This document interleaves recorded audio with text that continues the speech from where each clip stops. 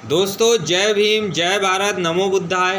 भाइयों बहनों, आप सभी का हमारे YouTube चैनल अम्बेडकरवादी एवं प्रकृति प्रेमी ऑफिशियल चैनल में हार्दिक स्वागत एवं अभिनंदन है। मैं हूं पंकज अम्बेडकर। दोस्तों, जैसा कि हमने पिछले अंश में बताया हुआ था कि ओम प्रकाश वाल्मीकि जी दयालु व्यक्ति थे, उसके बाद भी उनको कैसे मजबूरीवश सूअर के बच्चे की हत्या करनी पड़ी और सूअर की बच्चे की हत्या करने के बाद उनका शरीर पूरा लाल हो गया। उनको ऐसा लगा कि ये जो छुरा है मैंने सूअर के सीने में नहीं अपने सीने में चला दिया। वो उस रोज़ बहुत रोए, कई दिनों तक उन्होंने खाना नहीं खाया और मजबूरीवश उनको हत्या करनी पड़ी। और फिर उसके बाद जाकर उनके पापा ने उस जो काम था उस काम को पूरा किया। दोस्तों, आगे की कहानी को शुरू करते हैं।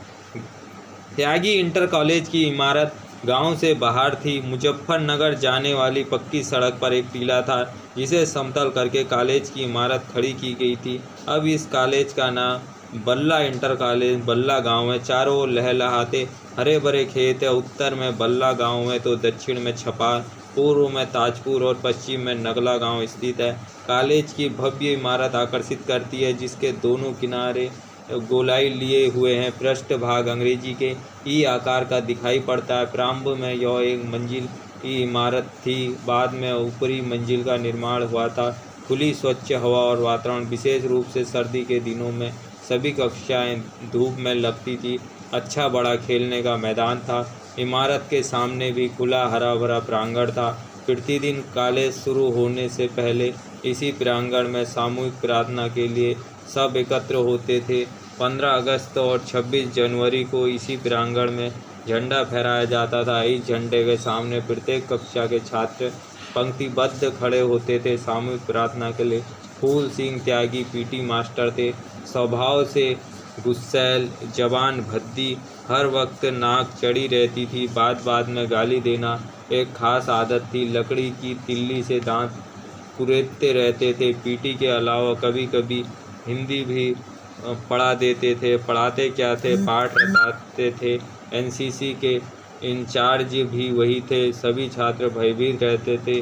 उनका डर साए की तरह पीछा करता था। कक्षा में घुसते ही वे प्रत्येक छात्र को आतंकित कर देते थे। कक्षा में कोई जरा भी हिले घंटों के हिसाब से मुर्गा बनना पड़ता था। थप्पड़, लात, घूंसे आम बात थी। उनके करीब खड़ा होने में भी डर लगता था। कब हाथ पांव चलने लगे कोई भरोसा नहीं। उनके सामने हर किसी की घिघी बज जाती थी। एक रोज़ प्रार्थना के समय वे कुछ ज़्यादा ही क्रुद्ध थे। हमारी कक्षा का मॉनिटर राम सिंह था जो सबसे आगे था। उसके पीछे मैं था और मेरे पीछे सुरजन सिंह। सुरजन सिंह मेरे मामा का लड़का था। उम्र में मुझसे कई वर्ष बड़ा था, लेकिन 9वीं कक्षा में हम दोनों एक साथ थे। हमारी पंक्ति के दाहिने 10वीं कक्षा के छात्र खड़े थे जो काफ़ी शरारती थे। राम सिंह ने उन्हें टोका। फूल सिंह त्यागी सामने अध्यापकों के साथ खड़े थे। उन्हें लगा राम सिंह कुछ शरारत कर रहा है। वे राम सिंह पर चिल्लाए, अबे काले दरोगा। वे राम सिंह को इसी नाम से पुकारते थे। सीधा खड़ा रहे वरना पीट पीट कर टेढ़ा कर दूंगा। उनके काला दरोगा संबोधन पर हंसी का सामूहिक फव्वारा फूट पड़ा, जिससे मास्टर फूल सिंह और ज़्यादा चिढ़ गए। हंसे तो सभी थे, लेकिन मास्टर फूल सिंह मेरे पीछे खड़े सुरजन सिंह पर पील पड़े। लात घूंसों की बौछार अप्रत्याशित थी। वे सुरजन सिंह को बेरहमी से पीट रहे थे। लगता नहीं था कि एक अध्यापक अपने छात्र को सजा दे रहा है, लगता था कोई जालिम गुंडा किसी निर्दोष को पीट रहा है। सुरजन सिंह जमीन पर गिर पड़े थे। वे लगातार घूंसे और लात चला रहे थे। उस समय का एक संवाद कांच पर खींच दी एक लकीर सा अभी तक मेरी स्मृति में गूंज रहा है। अबे साले चूड़े की औलाद, जब मर जाएगा बता देना। बहुत हीरो बड़े हैं, आज काढ़ूंगा तेरी जुल्फों से तेल। मास्टर फूल सिंह थक गए थे सुरजन सिंह को पीटे। सुरजन सिंह जमीन पर पड़ा था। उसके चेहरे पर घूमड़ उभर आए थे। शरीर नीले निशानों से भर गया था। सभी विद्यार्थी सुन्न खड़े थे। अध्यापक खामोशी से तमाशा देख रहे थे। प्रिंसिपल यशवीर सिंह त्यागी निरपेक्ष भाव से चुपचाप खड़े थे। कहीं कोई विरोध या प्रतिकार की भावना नहीं थी। मेरा रोम रोम भय से काँप रहा था। मेरे मन में दहशत भर गई थी। लग रहा था जैसे शरीर का तमाम रक्त किसी ने सोख लिया है। इस घटना के बाद अक्सर डरावने सपने आने लगे थे। हर पल डर समाये रहता था। इन दिनों में अंतर्मुखी होने लगा था। किसी से बात करने की इच्छा नहीं होती थी। सुरजन सिंह पर जो बीती सो बीती, पर मेरी स्मृति में यह अमानवीय हादसा आज भी ताज़ा है। वैसी ही दहशत मेरी चेतना पर छाने लगती है। सुरजन सिंह की कोई गलती नहीं थी, फिर भी उसे पीटा गया। यदि हंसना अपराध था तो सभी हंसे थे, फिर सुरजन सिंह को ही सज़ा क्यों मिली? सुरजन सिंह पूरे स्कूल कॉलेज की आंखों में किरकिरी था। बचपन से ही वह देहरादून में रहा था। उसके रहन सहन का तरीका, कपड़े दूसरों से भिन्न थे, बल्कि बेहतर थे। वह सभी की नज़रों में खटकता था। अध्यापक हो या सहपाठी, सभी उससे चिढ़ते थे। एक जोड़े के घर जन्म लेकर वह उनसे बेहतर कैसे हो सकता था? इस घटना के बाद सुरजन सिंह का मन उखड़ गया था।